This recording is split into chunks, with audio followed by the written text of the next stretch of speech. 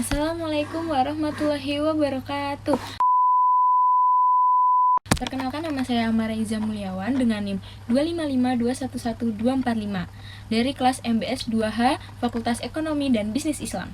Pada kesempatan kali ini, aku akan membahas tentang akad-akad syariah dalam kehidupan sehari-hari.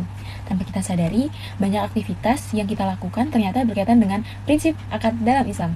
Oleh karena itu, penting bagi kita untuk memahami pengertiannya, dasar hukum, serta penerapannya agar sesuai dengan syariah. Sebelum masuk ke jenis-jenisnya, kita pahami dulu apa itu akad. Akad adalah kesepakatan antara dua pihak atau lebih yang dilakukan secara sadar dan sesuai dengan prinsip syariah yang menimbulkan hak dan kewajiban bagi masing-masing pihak. Oke, kita langsung masuk ke jenis-jenis akad. Jenis akad yang pertama adalah murabahah. Murabahah adalah akad jual beli di mana penjual menyebut harga pokok barang dan keuntungan secara jelas. Dasar hukumnya adalah Quran Surat Al-Baqarah ayat 275 yang menjelaskan bahwa Allah menghalalkan jual beli dan mengharamkan riba. Artinya, jual beli diperbolehkan selama tidak mengandung unsur riba. Contohnya seperti membeli HP secara cicilan di bank syariah. Analisis praktiknya sesuai syariah jika harga dan margin sudah disepakati di awal. Namun, jika ada bunga tambahan yang tidak jelas, maka tidak sesuai dengan prinsip syariah. Memasuki jenis akad yang kedua ada mudharabah. Mudharabah adalah kerjasama antara pemilik modal dan pengelola usaha dengan sistem bagi hasil. Dasar hukumnya ada di Quran Surat Al-Jumu'ah ayat 10. Setelah sholat, bertebaranlah di bumi dan carilah karunia Allah. Yang dijelaskan bahwa ayat ini ngajarin kita untuk bekerja dan mencari rezeki dengan cara yang halal, termasuk lewat kerjasama usaha kayak mudharabah ini. Contohnya, seseorang memberikan modal kepada temannya untuk membuka usaha. Untuk analisis sesuai atau tidaknya, sesuai jika pembagian keuntungan jelas di awal, terus bisa jadi tidak sesuai jika tidak ada transparansi atau merugikan salah satu pihak. Oke, yang ketiga ada musyarakah. Musyarakah adalah kerjasama di mana semua pihak sama-sama memberikan modal dan berbagi keuntungan. Dasar hukumnya ada di Quran Surat Shad ayat 24 yang berbunyi kebanyakan orang yang berserikat itu saling berbuat zalim. Penjelasan ayat ini adalah, ayat ini ngingetin kalau dalam kerjasama itu harus jujur dan adil, karena kalau enggak bisa saling merugikan. Contohnya, ada dua orang saling patungan membuka bisnis dan mereka sama-sama mengambil keuntungan yang sama besarnya. Analisisnya sesuai jika jujur dan transparan, tidak sesuai jika ada kecurangan. Kemudian yang keempat ada akad ijarah.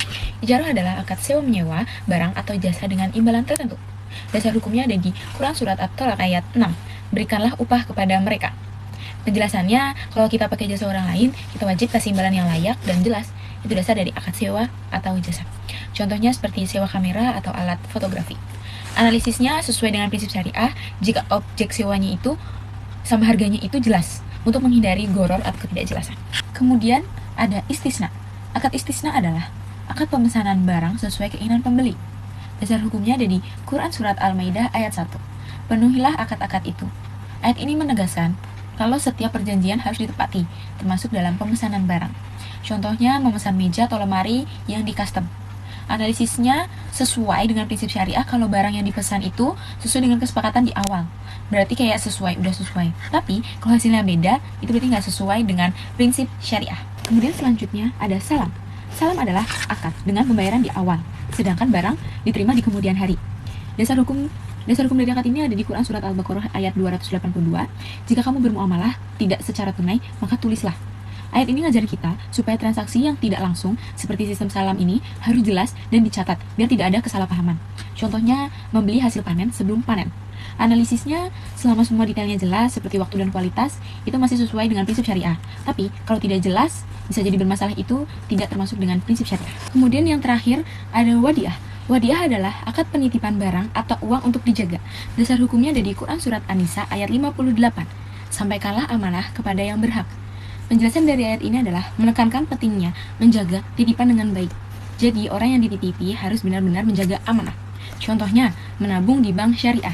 Analisisnya sesuai jika hanya titipan, tidak sesuai dengan prinsip syariah jika ada imbalan, seperti bunga. Sebagai kesimpulan, akad syariah merupakan bagian penting dalam kehidupan sehari-hari yang mengatur transaksi agar tetap adil, transparan, dan sesuai dengan prinsip Islam. Dengan memahami hal ini, kita diharapkan dapat menerapkannya dalam kehidupan sehari-hari. Terima kasih penjelasan dari saya. Wassalamualaikum warahmatullahi wabarakatuh.